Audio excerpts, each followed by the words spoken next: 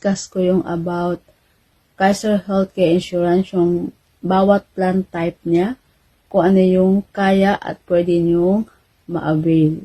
So, ang Kaiser ay isang HMO or Health Maintenance Organization na partner ng IMG. Ayan, International Marketing Group.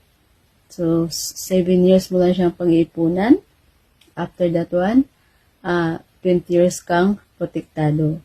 At dahil ito ay 3-in-1, meron siyang healthcare, insurance, and investments.